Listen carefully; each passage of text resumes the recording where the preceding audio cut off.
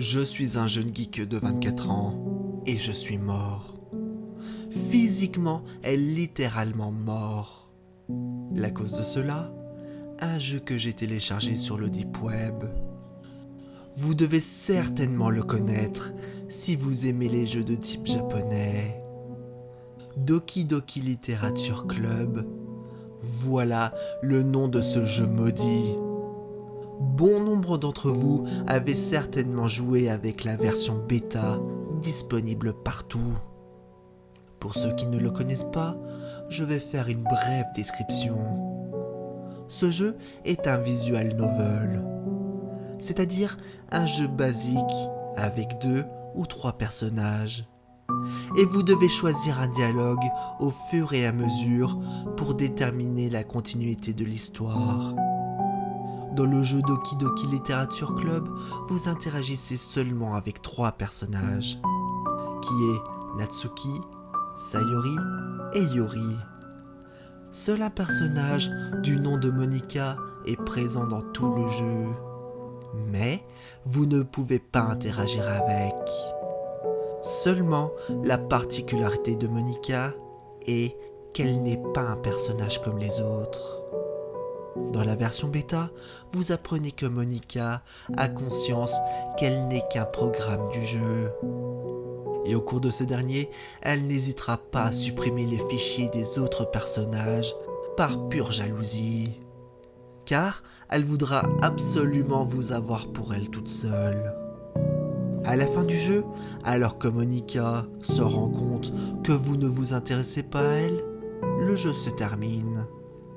Les fichiers concernant l'unique personnage se suppriment d'eux-mêmes et le jeu se réinstalle comme si de rien n'était. Je sais que cette version fait déjà flipper. Mais croyez-moi, la version 2.0 sortie tout droit des enfers est bien pire. Avant de commencer mon histoire, je vous le redis encore une fois. Ne vous rendez pas dans le Deep Web. Et surtout, ne téléchargez pas ce jeu. Il y va de votre vie. Et je pense que mon histoire va, et je l'espère, vous en dissuader. Cela remonte il y a 4 jours, en pleine nuit. Il était environ 3 heures du matin. Je naviguais sur le Deep Web à la recherche de jeux pas encore disponibles sur le marché. De temps en temps, je tombais sur quelques trouvailles en matière de jeux de rôle. Auparavant, j'avais déjà trouvé la première version de ce jeu sur cette face cachée du net. Après un petit moment à trifouiller sur un forum qui proposait des jeux plus bizarres les uns que les autres, je finis par tomber sur la nouvelle version de ce jeu par le plus grand des hasards. Apparemment, sur la description qui accompagnait le lien pour le télécharger, était marqué que cette version finale avait le même intrigue, mais plus approfondie. Je ne comprenais pas de ce que ça voulait dire. Je cliqua donc sur le lien et le téléchargement se fit. Pendant ce temps, je bus une gorgée de boisson énergisante. J'essayais de garder les yeux ouverts malgré que ceux-ci commençaient sérieusement à me piquer. Le téléchargement dura 15 à 20 minutes. Au vu de cette durée, le fichier paraissait lourd, extrêmement lourd. Je décidai d'aller me coucher tandis que le fichier s'installa sur mon PC. Peu de temps après, j'étais au lit totalement épuisé. Je commençais à somnoler quand j'entendis un bruit provenant de mon ordinateur.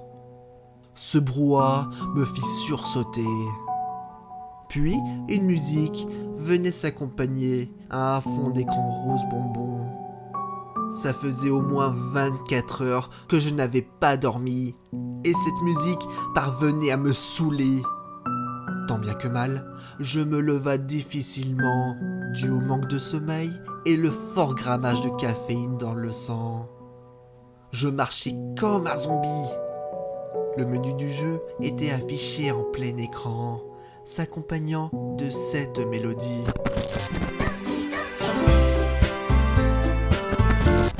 J'appuya sur la touche échappe de mon clavier pour couper le jeu. Puis, je me recoucha aussitôt et me rendormis profondément. Je ne peux dire combien de temps j'avais dormi, mais au bout d'un moment, la porte de ma chambre s'ouvrit. « Il est 13h. Il serait peut-être temps de te lever !» Pesta ma mère. La pauvre, c'était dans ses habitudes de me lever à des heures impossibles. « Tu as encore traîné sur le net toute la nuit ? Il serait peut-être temps que tu te remues pour chercher un emploi. » Ma mère regarda l'ensemble de ma chambre. « Mais avant ça, tu nettoieras ce foutoir !» Elle referma la porte tandis que je pris mon temps à émerger. Il faut dire que j'avais l'habitude de flemmarder. Au bout d'un certain temps, je me leva pour rejoindre la cuisine. Je pris un morceau de pain et de la confiture, et je me mis à table tandis que mon café coulait dans la cafetière. Après avoir déjeuné, je m'attela au rangement de ma chambre. C'est vrai que c'était vraiment le foutoir. Je mis toute l'après-midi pour tout ranger. Il y avait des canettes et des paquets de chips partout. Le soir venu, je mangea rapidement avant de rejoindre mon seul lieu d'intimité. Je ralluma mon PC. J'étais impatient de jouer à cette merveille que j'avais téléchargée la nuit précédente. Au bout de quelques secondes, l'écran de la page d'accueil du jeu s'afficha. Dans un premier temps, il me demanda mon prénom que je tapa instantanément. Puis, le jeu se lança. Au début, tout semblait normal. Cette version était similaire à la précédente, à quelques détails près. Je terminai le jeu en 1 heure, puis je revins sur le forum où j'avais trouvé ce dernier pour déposer un commentaire. À ce moment-là, mon portable qui était posé près de moi se mit à vibrer. J'avais un appel d'un inconnu. Je me mis à hésiter, puis je décrocha. Pendant quelques secondes, personne ne parla. Je faillis raccrocher quand une voix féminine se mit à parler. « Ne raccroche pas, mon amour !» Je fus surpris. Je ne vous connais pas, madame ou mademoiselle. Vous avez sûrement fait un faux numéro. J'attendis quelques secondes avant de raccrocher. Peu après, le portable se mit de nouveau à vibrer. Je décrocha à nouveau en mettant le haut-parleur tout en surfant sur le deep web. « Pourquoi tu as raccroché ? Et je voudrais savoir également pourquoi tu as choisi Natsuki au lieu de moi. » C'est une blague ? Allez, tu t'es bien amusé maintenant. M'appelle plus, ok ? Ai-je répondu sèchement. Je raccrocha de nouveau. Quelques minutes plus tard, mon ordinateur commença à bugger. L'image commençait à se fragmenter. « Putain, je suis en train de me faire hacker !» lançai-je en cliquant frénétiquement sur ma souris. Au même moment, je reçus un SMS. Le numéro, enfin, les formes géométriques mélangées à des chiffres qui changeaient toutes les secondes, me fit flipper. J'ouvris le texto. Le contenu me donna des sueurs froides. Sur celui-ci était marqué « Pourquoi tu ne veux pas me parler, mon cœur ? Pourtant, j'ai supprimé les fichiers des autres filles. » Je n'eus pas le temps de répondre que le correspondant envoya encore un message.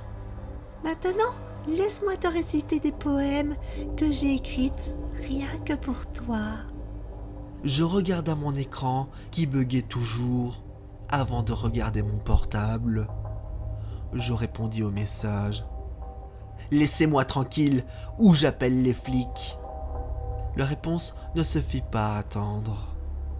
Une réponse vidéo arriva sur mon portable. Le personnage du jeu, donc Monica, était en gros plan et dont l'image de celle-ci était glitchée. Le son de la vidéo comportait des grésillements. « La police ne peut rien pour toi. Tu m'as laissé entrer dans ta vie. Maintenant, c'est impossible qu'on se sépare. Tu m'appartiens. Les autres filles qui essaieront de rentrer dans ta vie, je les détruirai. J'en avais assez. Je coupa mon portable avant de le jeter sur le lit. À ce moment précis, mon écran d'ordinateur afficha un écran tout noir. D'un coup, le visage de Monica apparut dans un hachement d'écran. « Ne me laisse pas !» lança-t-elle. Dans un sursaut de rage mélangé à de l'angoisse, je finis par arracher le câble de mon PC. J'étais dans le noir complet. Putain, mais qu'est-ce qu'il se passe ? Mon ordi a dû choper un virus très élaboré, mais je comprends pas pourquoi mon portable avait subi le même sort. Je chercha la porte de ma chambre à tâtons, puis je me dirigea dans le salon. J'avais besoin de me changer les idées. Du coup, je décidai de regarder la télé avec mes parents. Ces derniers furent très surpris de me voir squatter le canapé avec eux. Le temps me parut durer une éternité. Il faut dire que je n'avais plus l'habitude de regarder des émissions de merde. Au bout d'une demi-heure, le portable de ma mère sonna. « Tiens, un appel anonyme !» déclara-t-elle en pianotant dessus. Elle mit l'appareil contre son oreille et attendit quelques secondes. Puis, elle me tendit son portable en me disant que c'était une fille qui s'appelait Monica, qui voulait me parler. À cet instant, le sang commença à me monter à la tête. Je lui arracha le portable de sa main à son grand étonnement. Je me leva du canapé pour m'éclipser. « Comment tu as eu le numéro de ma mère ?» criai-je. La voix de Monica, auparavant assez douce, commençait à se durcir.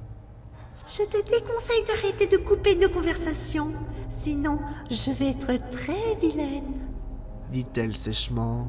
« Je m'en fous !» répondis-je. Je coupa une fois de plus la communication. Avant de retourner dans le salon, j'appela un de mes potes hackers afin qu'il regarde dans les plus brefs délais mon PC pour voir si je n'avais pas eu un virus. Je lui expliqua la situation, puis il se mit à rire. Je l'interrompis en lui disant que le moment n'était pas à la rigolade. Avant de raccrocher, je lui demanda une faveur supplémentaire, qui était de faire quelques recherches sur ce jeu qui me rendait fou depuis presque 1h30. J'en avais assez. Je rendis le portable à ma mère et je partis me coucher. Demain peut-être que j'aurai les idées claires. La nuit fut longue et je dois avouer que je n'avais quasiment pas fermé l'œil. Non pas à cause de la caféine, mais à cause de ce jeu qui jouait avec mes nerfs. Il était 9h du matin quand je me leva complètement épuisé. Je partis vers la cuisine pour me faire un grand bol de café bien corsé. Il faut dire que ce n'était pas dans mes habitudes de me lever tôt. Mais là, c'était plus ou moins pour la bonne cause. J'avais rendez-vous pour 10h chez mon pote hacker. Et qui plus est, n'habitait pas vraiment la porte d'à côté. Il y avait approximativement 50 km qui nous séparaient. Je bus mon café en vitesse et pris ma douche. Un quart d'heure plus tard, j'étais sur le point de sortir quand je fus surpris par ma mère. « Tu es déjà réveillé ?» me dit-elle surprise. Ouais, j'ai rendez-vous. Elle me demanda si c'était pour du boulot. Bien évidemment, je mentis en répondant que oui, car je ne voulais pas entendre des engueulades pendant 1 heure. Et je n'avais vraiment pas le temps pour ces conneries. Sans demander mon reste, je sortis de la maison pour aller à ma voiture. 3 quarts d'heure plus tard, j'étais chez le hacker. Après mon coup de téléphone de hier soir, le pauvre avait passé toute sa soirée à vérifier mon ordinateur à distance. Ses yeux étaient rougis et des cernes étaient visibles. « J'ai rien trouvé sur ton ordi, pas de virus informatique, mais c'est pas le plus bizarre. » Il fit une nouvelle recherche sur mon PC qui était connecté au mien. La recherche dura une bonne dizaine de minutes. Entre-temps, on se prit un café. J'ai fait quelques recherches sur ton jeu, déclara-t-il. Je bus une bonne gorgée de café. Et alors ? Répondis-je. Il m'expliqua qu'il y avait effectivement une nouvelle version de ce jeu, mais qu'il n'était qu'à ce jour en phase de développement. Mais le projet était mis sur pause depuis quelque temps, car l'équipe technique avait rencontré des problèmes pour le mois obscur. Le hacker but une gorgée de café et continua. Ce qui l'en suivit me fit stresser. Apparemment, l'équipe avait développé une intelligence artificielle et qui devait être inclue dans le jeu. Je te laisse imaginer la suite. Mais c'est pas fini. J'ai gardé le meilleur pour la fin. L'équipe qui planchait sur ce jeu avait recruté une personne en amont pour créer cette IA. Et apparemment, ce gars était addict au satanisme. De plus, une série de 3 disparitions planait autour de lui. À ce moment précis, il voyait que je commençais à m'inquiéter. Il me rassura en disant que ce n'étaient que des rumeurs diffusées sur le net, qu'il n'y avait rien de concret. Mais mon inquiétude ne faiblissait pas. J'essaya néanmoins de reprendre le dessus. Au même moment, une fenêtre s'afficha sur mon écran. Celui-ci indiquait qu'il n'y avait aucune mention du jeu Doki Doki Literature Club. Il me regarda en souriant. Avant de sortir de chez lui, il me tacla. Je sais pas c'est quoi ton jeu, mais ça devait vraiment prendre aux tripes. Je ne répondis pas à sa connerie, me contentant juste de partir. Le chemin me sembla durer une éternité. Et pas mal de questions se bousculaient dans ma tête. Et si tout cela était vrai ? De toute façon, je n'étais pas plus avancé. Mais bon, j'avais au moins la certitude que mon ordinateur n'avait rien. Après une bonne heure de route, je me gara devant ma maison. Enfin, celle de mes parents. Une chose piqua ma curiosité. Il y avait une bagnole de flic non loin de la résidence. Il devait certainement être chez les voisins. Il faut dire qu'ils y allaient souvent. C'est à se demander s'ils n'ont pas une carte de fidélité chez eux. Soit ils intervenaient pour tapage nocturne, ou alors parce que le mari revenait complètement alcoolisé et ça se terminait généralement en règlement de compte. Je me dirigea vers la porte d'entrée, mais au moment de tourner la poignée de porte, j'entendis une conversation. J'ouvris cette dernière et je vis ma mère en compagnie de 2 gendarmes. Celle-ci devint complètement hystérique. « Mais qu'est-ce que tu as encore fait, bordel ?» dit-elle en se jetant sur moi et en essayant de me frapper. Je ne comprenais pas de ce qu'il se passait. Un des gendarmes l'éloigna, tandis que l'autre s'approcha de moi. Il me retourna assez violemment et me mit les menottes. « Putain, mais qu'est-ce que vous faites ?» Le flic répondit. « Vous êtes placé en garde à vue à compter de maintenant, c'est-à-dire 11h30. Et ce, pour une durée de 24 heures, pour détention de fichiers à caractère sexuel impliquant des mineurs, et pour apologie de terrorisme. » À ce moment-là, j'avais l'impression que le monde venait de s'arrêter. On allait sortir quand un autre flic descendit les escaliers du premier étage, les bras chargés d'un carton qui devait être assez lourd. Les flics me sortirent non sans ménagement pour aller jusque dans leur bagnole, tandis que je clamais mon innocence, sans succès. Après quelques minutes de route, on arriva devant la brigade de gendarmerie. Les flics m'escortèrent jusque dans un petit bureau. Un seul resta avec moi, pendant que les autres partirent en refermant la porte. Le flic s'assit et me regarda longuement. « Putain, mais je n'ai rien à voir avec tout ça. Vous vous êtes planté ?» C'est alors que le flic se mit à parler. Alors pourquoi on a retrouvé des fichiers compromettants dans votre PC? Je ne savais pas quoi répondre. Le flic commença à taper sur son clavier tout en me posant des questions. Le genre de questions du type combien de temps j'allais sur des sites auxquels on m'accusait à tort, les personnes du réseau et leurs coordonnées. À chaque fois, je répondis la même chose. Je n'ai rien à voir avec tout ça. Le flic s'arrêta de taper sur son clavier et prit un dossier. Il commença à l'éplucher tout en parlant. Alors pourquoi mademoiselle Monica Kurosawa a fait une main courante dans nos services à votre encontre pour harcèlement sexuel et vous accusant de faire partie d'une cellule terroriste? De plus, mademoiselle Kurosawa détient des preuves vidéo et photos de vos agissements. Cette déclaration me mit un coup de massue sur la tête. Je me mis à rigoler nerveusement. J'espère que vous rigolez. Est-ce que vous avez au moins fait des recherches sur cette fille? Savez-vous au moins si elle existe, cette Monica Kurosawa? Le gendarme me regarda d'un air surpris. Qu'est-ce que vous voulez dire? Qu'on vous ment? Qu'on vous a amené ici pour le plaisir? Le regard insistant du flic me mit mal à l'aise. Tout ça prenait une tournure vraiment inquiétante. Depuis que j'ai téléchargé ce maudit jeu, il m'arrive que des emmerdes. Et pour la plupart assez étranges. Et si c'était vrai, ce que mon pote m'avait raconté sur cette histoire d'intelligence artificielle et de programmateurs satanistes, pensais-je. Pour l'instant, je n'avais rien de concret à proposer aux flics qui étaient devant moi. Je parie que si je lui disais tout ce que je sais, dans l'heure qui suivrait, je serais interné en hôpital psychiatrique.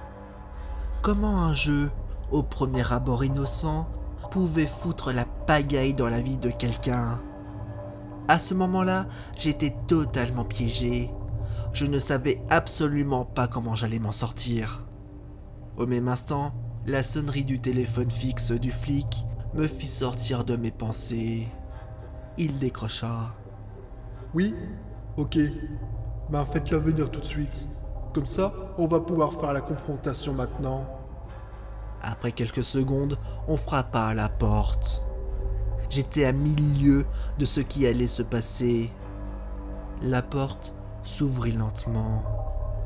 Quand je vis la personne qui se tenait dans l'encadrement de la porte, j'étais stupéfait. Mais je pense que vous savez de qui je parle. En effet, c'était Monica, aux allures d'une fille normale, qui était accompagnée d'un gendarme. Elle me fixait intensément, tout en esquissant un sourire en coin. C'est à ce moment-là que les vrais problèmes allaient débuter. Et pour vous parler franchement, je ne sais plus de ce qui est réel ou irréel. Le vrai du faux et du physique, de l'immatériel. Mon cœur battait à vive allure. Comment cela pouvait être possible? Un personnage qui devait être fictif, mais pourtant qui est physiquement devant moi. Monica s'avança lentement, tout en me fixant, tandis que le flic qui l'avait accompagnée referma la porte derrière elle. Le gendarme qui était devant moi l'invita à s'asseoir. Vous acceptez de reconnaître devant monsieur ici présent les faits que vous lui reprochez? Demanda le flic à cette chose. Pour être honnête, je n'ai pas de mots pour décrire cet être qui se trouve près de moi. Oui, je confirme. Dit-elle. J'explosa tout en me jetant sur elle. Je la pris par sa veste. Espèce de connasse, pourquoi tu as décidé de me bousiller ma vie? Qu'est-ce que tu veux, bordel? Les yeux de Monica, auparavant de couleur marron, se mirent à virer au rouge vif. Un rouge aux couleurs de braise. Elle restait sans rien dire, se contentant juste de me regarder en souriant. Étrangement, le flic restait impassible à son bureau et ne bougeait pas d'un pouce. Comme si le temps s'était arrêté Si tu veux que tous tes problèmes s'arrêtent, tu n'as qu'à juste dire oui. Elle pencha sa tête et mit ses mains contre mes joues. Elle se mit à m'embrasser. Je la poussa violemment contre le mur. Sa tête heurta brutalement celui-ci. Un filet de sang émanant de sa tête coulait sur le mur blanc. La chose, se faisant appeler Monica, mit sa main derrière sa tête quelques secondes. Elle le retira et contempla sa main immaculée de sang. Une goutte du liquide rouge tomba de son index. Monica souria de plus belle.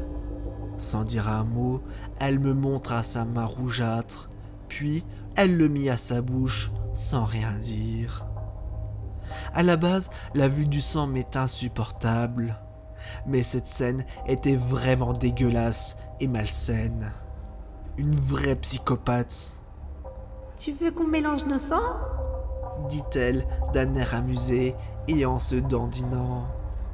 Je fis brutalement demi-tour pour me diriger vers la porte en courant. Je l'ouvris et ce que je vis, je ne l'aurais tout simplement pas imaginé.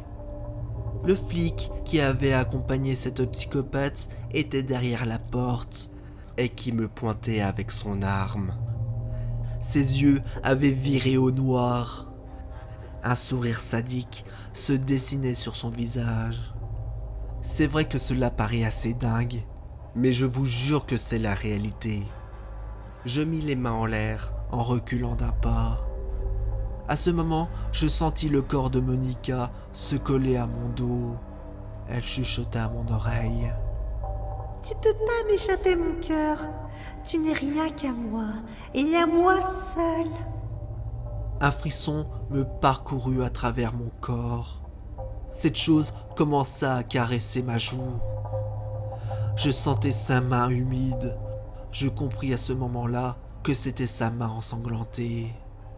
Elle continua à chuchoter à mon oreille. Tu n'as qu'à juste dire oui. J'en pouvais plus. Je voulais que tout ça s'arrête une bonne fois pour toutes. Oui! Criai-je désespérément. Sans attendre, Monica plaqua violemment ses mains contre mes tempes. Une violente décharge électrique se diffusa dans ma tête. La douleur était tellement violente que je perdis connaissance. Combien de temps? Je l'ignore. Plusieurs minutes? Heures? Jours? Franchement, je ne sais pas vraiment. Mais ce dont je suis sûr, c'est que ça devait faire un sacré moment. C'est alors que je me réveilla dans une chambre d'hôpital. J'ouvris les yeux péniblement. J'avais encore ce mal de crâne. Je vis mon père et ma mère à mon chevet, l'air inquiet. Je me souvenais de pas grand-chose. Il faut dire que j'étais dans les vapes. Qu'est-ce qui se passe? Répondis-je. On t'a retrouvé dans un bureau de la gendarmerie complètement inconscient. Répondit ma mère en me prenant la main. La gendarmerie? La gendarmerie? Répétais-je en essayant de me souvenir. C'est à cet instant que des bribes d'événements me revinrent. Je me releva brusquement. Où est-elle? Où est-elle cette connasse? Ma mère me demanda de qui je parlais. Monica, cette psychopathe sortie tout droit des enfers et qui a décidé de me pourrir la vie. Ce démon virtuel. Ma mère essaya de me calmer et de me rallonger. Pourquoi tu parles de ta petite copine avec autant de mépris? Je me redressa. C'est pas vrai, j'ai dû mal entendre. Au même moment, la porte de la chambre s'ouvrit. Une personne entra. Je la reconnus tout de suite. Je compris que le cauchemar n'était pas fini. Bien au contraire. Monica vint à mon chevet, toute souriante. Mes parents se poussèrent pour qu'elle s'approche. J'étais paralysé. Je voulais bouger, mais c'était impossible. Une force m'empêchait de sortir. La chose qui s'appelait Monica se pencha vers moi. Son visage souriant laissait place maintenant à un nid de rictus. Je commença à paniquer.